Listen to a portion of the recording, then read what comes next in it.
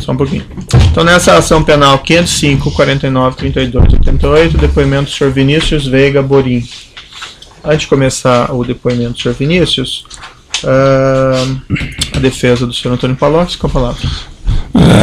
Fica a testemunha contraditada pelos mesmos fundamentos da contradita lançada em relação à testemunha anterior, cujos fundamentos, repito, ficam adotados em relação a esta também. Perfeito. Da mesma forma, eu reitero o entendimento anterior do juízo e vou tomar o depoimento sobre compromisso, também remetendo os fundamentos da decisão anterior. Senhor Vinícius Veiga Borim, o senhor foi arrolado como testemunha nesse processo. Além disso, é sabido que o senhor tem um acordo de colaboração que o senhor celebrou com o Ministério Público, através do qual o senhor se comprometeu a dizer apenas a verdade perante a justiça. É isso mesmo, senhor Vinícius? É isso sim, excelência. Senhor Vinícius, nessas condições, tanto pela condição de testemunha como pela condição de colaborador, eu vou adverti-lo que o senhor tem um compromisso de dizer apenas a verdade, que se o senhor faltar com essa verdade, o senhor, além de sofrer um processo criminal, o senhor vai perder o seu acordo. Certo? Entendido, excelência. Dito isso, eu passo a palavra ao Ministério Público. Boa tarde. Boa tarde, doutor.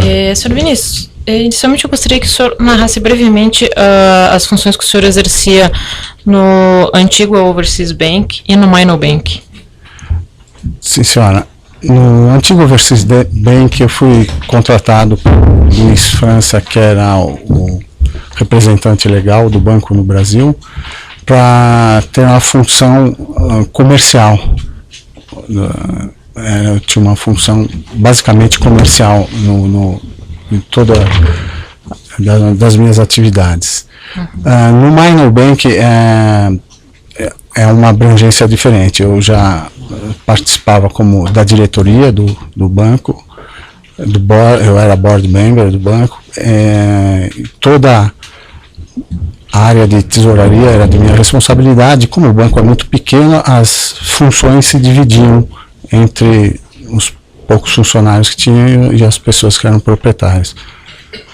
Tá certo.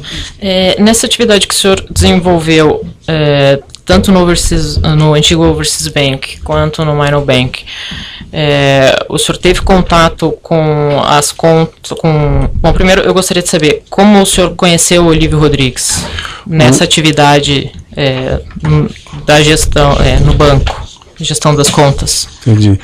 O Olívio foi apresentado por uma pessoa para um Marco Bilinski, que ele ficou sabendo que a gente operava com a OAB e se interessou em abrir contas lá para fazer as operações da estrutura que o Olívio tinha. Ele foi apresentado por uma pessoa, para o Marco, e foi dessa forma que eu conheci. Tá. Essas contas eram da Odebrecht, eram do Olívio? Essas contas, o Olívio era beneficiário no papel, mas as contas eram da Odebrecht. Ele, logo no início, ele nos passou que as contas seriam da Odebrecht. Certo. E, desculpa, doutora, só para complementar, isso daí não deixa nenhuma dúvida, mesmo porque o compliance do AOB fez mais de uma visita na sede da Odebrecht, em algumas obras, então ficou muito claro isso na abertura da conta. Quem abriu as contas era compliance de Antigua. Tá certo. E a denúncia que trata especificamente de duas contas, a conta Cleanfield e a conta Innovation. O senhor se recorda se essas duas contas faziam parte dessas contas que eram... Faziam parte da estrutura operacional da Odebrecht, controlada por Olívio. Certo. O senhor menciona no seu termo de colaboração a existência de uma cadeia de trânsito de valores. Sim.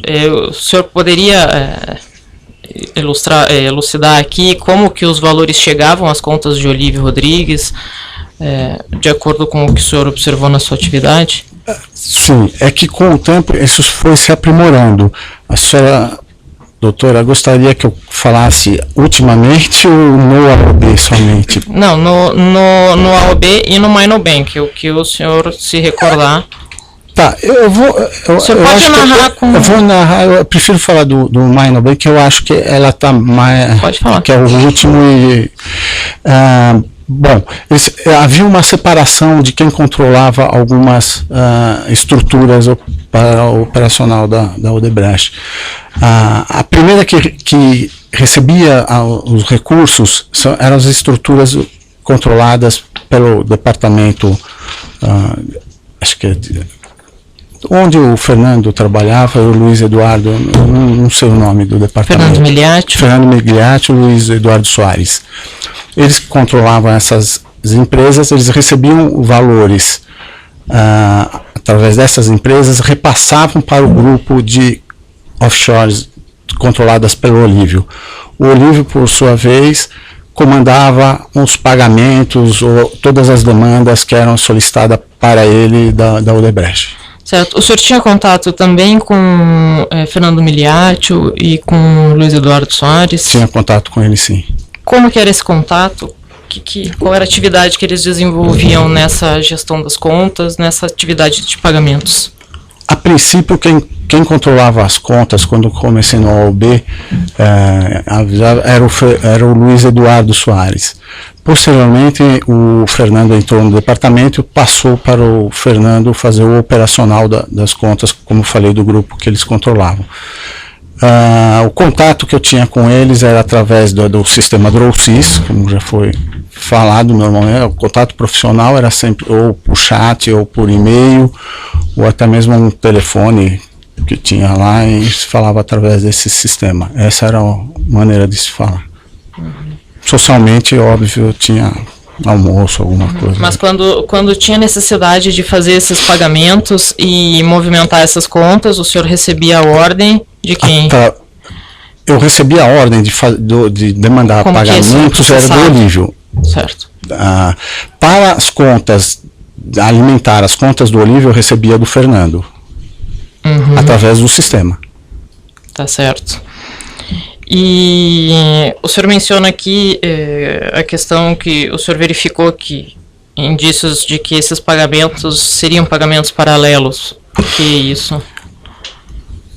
Porque, como eu havia falado, a estrutura montada a princípio seria para um planejamento fiscal, tal, mas com o tempo a gente, com as informações e com a nossa experiência, vimos que não era nada disso e depois ficou mais aberto também que isso não era pagamento, 100% de pagamento de obras, porque quem alimentava as contas do Olívio e as contas que eram controladas pelo Fernando não vinham de obras, e sim de próprias empresas controladas pela Odebrecht.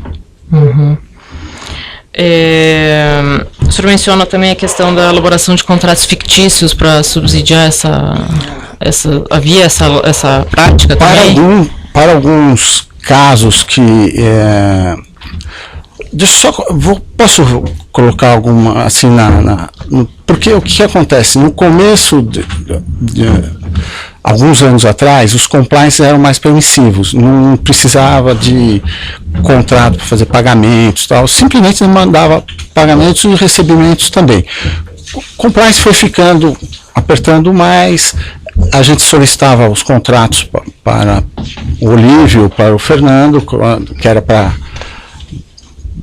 suportar as operações que entravam, que era o que os bancos nos pediam mais, que faziam o nosso clearing, era a entrada e não a saída.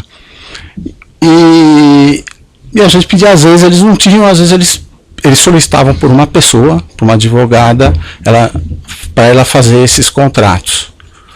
O nome dela é Juliana Gornati.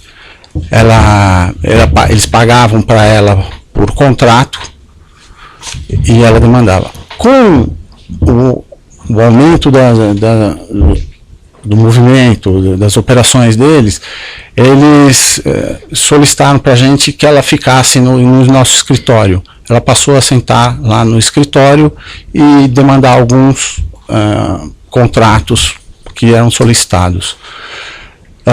Esses contratos, na maioria das vezes, eram para alguns pagamentos que eles tinham necessidade de justificar no outro banco que estava recebendo. Quer dizer, para nós, assim, às vezes nós nem precisamos de todos os contratos daquele, eles forneciam alguns contratos que não sei se era verdadeiro ou não, e alguns eram realmente fictícios. Certo. Eu gostaria de saber, o senhor teve contato também com o Hilberto Silva? Socialmente só, doutora. Certo. Com relação a... Desculpa, tive uma reunião de trabalho que foi uma vez que veio o dono do banco, o presidente do OAB, o banco que eu falo é o OAB, porque eles estavam com problema de liquidez e eles vieram negociar com a Odebrecht como que seria feita essa reestruturação da dívida deles. Problema de liquidez em relação a essas contas paralelas? Não, liquidez do banco OAB. O OAB teve um problema de liquidez que se agravou no ano de 2008, 2009, 2010 ficou insustentável, o banco foi liquidado e a Odebrecht tinha dinheiro lá e eles vieram renegociar a dívida. Tá certo. O senhor menciona também a questão da uma série de contas que o senhor verificou. O senhor se recorda de transferências para a conta Shell Bill? Essa eu me recordo, porque foi uma conta, inclusive, que foi muito divulgada na imprensa.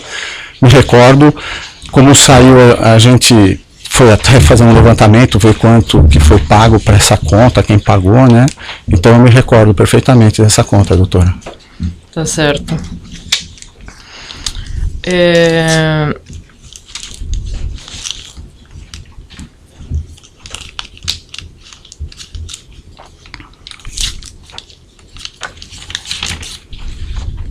Acho que só isso. Obrigada, sem mais perguntas. Disponha. O senhor de acusação tem perguntas? A defesa de Antônio Palocci e Branislav Contic tem perguntas? Sem perguntas. Defesa de Marcelo Odebrecht tem perguntas? Sem perguntas. Defesa de Fernando Miglácio? Sem perguntas.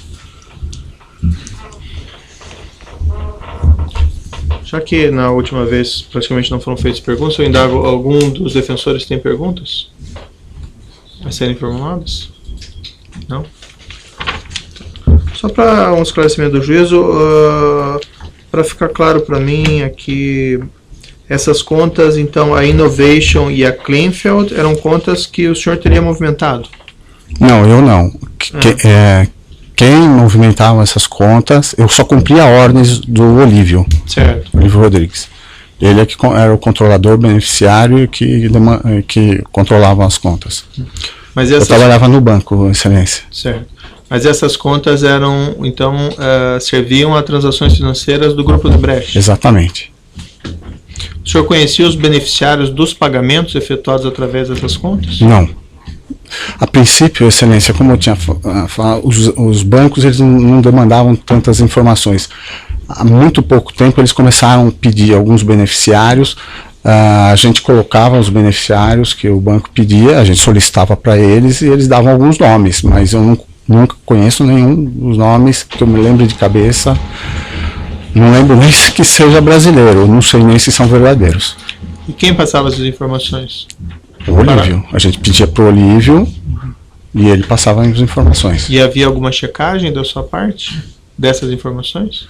A gente passava normalmente no Word Compliance, Word Check, para ver se a pessoa tinha algum problema, passava essa informação para o nosso Compliance e como o banco tem um banco que faz nosso clearing, ele também faz a checagem. Que quem demandava os pagamentos era o Banco da Áustria, que tinha um outro banco por trás dele, Excelência. Então, passava por 3 compliances e eles verificavam.